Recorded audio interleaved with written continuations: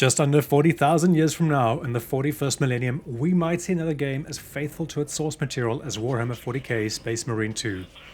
Obviously, I'm exaggerating a little, but in the Grimdark universe of 40k, small and large details matter, from the design of the battle barge to the scripture carved into the Death Watcher's armor, which protects them from the forces of chaos.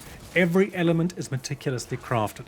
In Space Marine 2, you once again step into the role of Titus, a member of the Adeptus Astartes, the elite super soldiers sworn to defend the galaxy from the chaos seeping in from the warp. If you're not familiar with 40k lore, all of that probably sounds like a bunch of gobbledygook and raises more questions than it could answer. And it would take another video to even explain all of that, after which you'd have even more questions. We're here to focus on this game, set in just a brief chapter of an ongoing war that has spanned millennia, and that's all you need to know for now. Saber Interactive, the studio behind World War Z, Teardown and Insurgency, has done an incredible job with Space Marine 2. Compared to many AAA releases this year, it's nearly perfect, though not entirely without flaws. Now, the Primarchs may frown upon such criticism, but sometimes discourse is necessary to strengthen our resolve against chaos. Okay, I'll stop with the 40k references for now and focus on reviewing the game itself. Rest assured, I'll also steer clear of any spoilers, though I will touch on the story later. You're going to hear me use the word immersion a lot, and I'm going to talk about it quite a lot, but to nail a game like this, you need to understand what players crave the most: immersion. The feeling of truly existing in the universe, of being an 8-foot-tall space marine wielding a bolter that fires 19mm gyrojet explosive rounds with a chainsword, ready for close quarters combat. Now, in 2022's Dark Tide, Fat Shark absolutely nailed this. They captured the oppressive atmosphere of 40k's slums and military complexes, immersing players in the grim struggle against hordes of chaos minions. The attention to small details of equipment and character design, as well as the sheer scale of the environments, made you feel part of the universe. Add to that how the player and non-player characters spoke and interacted. It all worked together to make you feel as though you were there, enacting your purpose, whatever that may be. Major, I have a second unit working on a theoretical that should buy you some time. My lord! I've lost 3 squads trying to reach that land. We think something's out there. Noted. The Emperor protects. Saber Interactive has followed suit with Space Marine 2, from the gothic cathedral-like ships to the thuribles burning incense to ward off the forces of chaos. The attention to detail is staggering. There are subtle elements you wouldn't notice unless you actively look for them, and even larger details that you could easily miss if you were too busy looking for the aforementioned subtle ones. They never cross the stars! Kenya, our home, lies scattered across the stars. But do we relent? No, sir! No! For we are vengeance! As a Space Marine, the universe acknowledges your presence. Regular soldiers bow out of respect and call out when you pass by, while captains deliver morale-boosting speeches or execute deserters for cowardice. These moments add weight to the game's world and your place in it. The detail even extends to how you move. You don't just feel like you're wearing heavy power armor when you're standing there, but when you move, your head, your torso, your legs, it all slowly comes into motion. This carries over into combat too. Ranged weapons feel as powerful as they look, and when you switch to melee, you feel unstoppable. Finally, the level design. Space Marine 2 isn't an open world game, but its levels are far from linear. Each stage has a start and end, and some objectives in between, but you never feel boxed in by invisible walls. There's enough space to explore, with alternate routes often leading to valuable gear, rewarding your curiosity. The terrain feels real, organically guiding you to your next objective amid destruction and chaos. I can't talk about immersion without mentioning graphical fidelity, and in this regard, Space Marine 2 delivers in spades. The textures, shaders, reflections, and shadows all work together to create a visually believable and immersive experience. However, this level of graphical quality comes at a cost. With nearly all the settings maxed out at 1080p, my 4080 Super was pulling just over 70 frames per second, even with DLSS enabled. That said, credit where it's due, the game's engine maintained that frame rate even during intense encounters of tens, if not hundreds of enemies on screen. Throughout my playthrough, I didn't notice any significant frame rate dips, which is impressive considering the chaos unfolding. My only complaint here is the lack of ultra-wide support at launch, but Saber Interactive has promised to address this in one of the first patches on their roadmap. Complementing the graphics, the sound design in Space Marine 2 is top-notch. Spatial audio lets you pinpoint when enemies warp in nearby, giving you an edge in the chaotic battles. The ambient noise doesn't distract, it subtly reminds you of your surroundings, whether it's guardsmen barking orders or explosions shaking the landscape.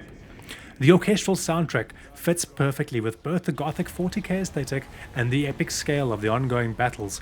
It enhances the atmosphere without overwhelming the action, striking the right balance between grandeur and immersion. All of these elements, graphics, sound, and music, come together to create a truly immersive experience that's hard to put down. If your goal is to feel what it's like to be a Space Marine in the 40k universe, this game will deliver on all fronts. But what if you're not familiar with the 40k universe?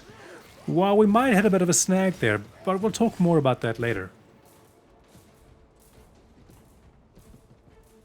The gameplay in Space Marine 2 is straightforward. You start at one point and are given an objective. Along the way, you'll inevitably fight hordes upon hordes of enemies, occasionally facing off against a boss or two.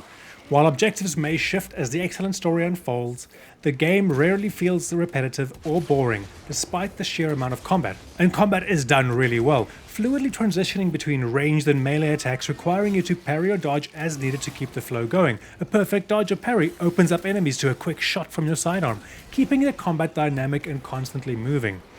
Scattered among the swarms of enemies are bigger, tougher foes that'll provide more of a challenge for your combat skills. These enemies can block melee attacks or weigh you down with ranged weapons before you get close enough to strike. And when you finally deal enough damage to them, they get stunned for a brief period, allowing for a brutal finishing move that is immensely satisfying. Throughout all of this, your armor protects you, but once it's depleted, your health becomes vulnerable. Nothing groundbreaking here, but it works well within the 40k framework.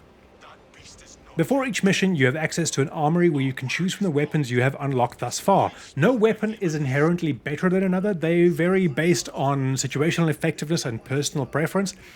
Whether you prefer the long-range las rifle or the up-close devastation of the melter bolter, both of them get the job done, just in different ways. And weapon variety doesn't stop there either. Throughout the missions you'll come across weapons left behind by fallen brothers or stashed in drop pods, keeping things fresh on the longer missions. And the missions are long, often taking about an hour to complete, but this isn't a drawback. Each mission is meticulously designed to push the story forward, with plenty of new environments and details to admire along the way. If you're prone to interruption while gaming, and you're worried about the length of the missions, fear not, the game saves often and allows you to quit and get back into the action again at a later stage. One more thrilling aspect of gameplay is the return of jetpacks. A fan favorite from the original game, these jetpacks allow for special aerial maneuvers, letting you rain destruction from above in true Space Marine fashion. However, despite all of this, gameplay does have a few shortcomings. The controls can feel clunky at times. For example, when backing away from an enemy you're locked onto, you might hit the melee button thinking you're going to hit that enemy, but instead your character turns around and swings at nothing. Additionally, AI companions sometimes feel oblivious to immediate threats, leaving stunned enemies alive instead of executing them when they have the chance. The biggest disappointment, though, is that while the combat is solid, the only thing setting it apart from a genre crowded with third-person action games is the setting. It doesn't bring anything new to the table otherwise. Some might argue that Saber Interactive's Horde mechanic, borrowed from World War Z, adds a unique twist, but even that feels more like a visual spectacle than a true gameplay innovation. But it's important to note, this is just one shortcoming in an otherwise stellar game, and I haven't even touched on the story yet, which is another home run. These few flaws, while occasionally frustrating, don't detract from the overall experience. At no point did the issues with the AI or the controls diminish my enjoyment of the game. However, it's worth acknowledging them, especially if we want to understand why Space Marine 2 may be less popular among those unfamiliar or less invested in the 40k universe. Now let me tell you about the story, and like I said, don't worry, I'll keep things spoiler free. Space Marine 2 continues on from the original with you stepping back into the shoes of Titus. The narrative unfolds across several large missions featuring diverse set pieces and some of the best cutscenes I've seen in recent years. Beyond the main storyline, there's plenty of surrounding lore presented through overheard conversations, scattered data slates, and dialogues with your fellow Astartes. This method of exposition is perfect for both newcomers and veterans to the 40k universe, offering background information in a natural, unobtrusive way. It's clear that Saber Interactive put a lot of effort into even the smallest interactions, making the world feel rich and fleshed out. These moments may seem insignificant at first, but they add flavor to the story and help immerse you further into the game. The storytelling also reminds you that the battle rages on, even after you've left an area. You'll catch glimpses of shifting battle lines, areas you once cleared now overrun with enemies, or perhaps guardsmen are regrouping to form a new line of defense. The world feels alive, and rather than being the sole force driving the action, you are simply part of a much larger war. As the story progressed, I found myself increasingly captivated, eager to see where it would go next. By the time I reached the final few missions, I couldn't put the game down. In fact, I probably missed quite a bit of additional exposition because I was so focused on seeing the main story through, all the way to the end. You have 4 difficulty options in Space Marine 2, Easy, Normal, Veteran and Angel of Death. Each difficulty adjusts factors like healing, resource scarcity and the aggressiveness of enemies. While Veteran was set as the intended experience, I found myself playing more on Normal. This wasn't because I found areas too difficult, but rather because it felt more real to me. As a Space Marine, you're meant to feel like an unstoppable super soldier, and Normal difficulty nails that feeling. Smaller enemies go down after a hit or two, and a heavier attack almost guarantees that they're obliterated, while larger enemies offer a more balanced fight. On Veteran, I found myself often questioning how something could still be alive after taking what felt like a proper Astartes level beating. This disrupted the flow of combat for me, which in turn affected my immersion. Of course, this is a very personal choice. Your mileage may vary. After all, we each serve the Emperor in our own way. One thing that needs to be addressed is the bots. They can be outright infuriating. The game allows you to play cooperatively with friends, and I believe this is the intended way to play, as it's a lot more enjoyable than relying on the bots to make intelligent decisions, like prioritizing key targets or using tactics effectively. They really feel like they actually just add to the difficulty. To make matters worse, the enemies seem to have a sixth sense for targeting you specifically, often singling you out in a crowd as the smartest target. This can lead to real tedious moments in combat. Occasionally, the game throws boss fights at you which demand pinpoint movement and concentration. The problem is that you're often attacked by smaller enemies at the same time, and if you ignore them, they'll stun or interrupt you right when you need to focus on the boss. Ideally, you'd want the bots to handle these smaller threats, but they're usually too busy mindlessly attacking the boss, or sometimes engaged in an idle animation, checking their weaponry out. In short, if you can, grab a buddy or two to play the game with. You'll have a much better experience for it. Speaking of the multiplayer, Space Marine 2 was clearly designed with co-op in mind. You can play almost the entire campaign with friends as they take on the roles of your supporting cast and enjoy the story together from nearly start to finish, with the exception being the introductory mission. But the real multiplayer experience comes in the form of operations. Operations take place outside the main missions. In these missions you control non-main characters with a progression system for both class levels and gear. Operations tie directly into the main story, letting you step into the shoes of supporting squads that Titus engages and interacts with throughout the campaign. It's a really clever way to expand the narrative and adds excellent replayability. As you level up, you unlock higher difficulty tiers, which come with greater rewards. I can't stress enough how much fun this is with friends. While the campaign took me about 8 hours to complete, I've spent an additional 20 hours playing operations, and they are a blast. You can tackle them solo as well. There are even specific challenges designed for solo play, but I imagine the higher difficulty levels would be quite tough with bots. The only reason this review's gone out so late is because I was too busy playing operations. Saber Interactive deserves a lot of credit for building something incredible with Space Marine 2, but it doesn't come without controversy, as is the case for most modern launches. I would be remiss not to mention some of the ethical shenanigans that surrounded the game's launch.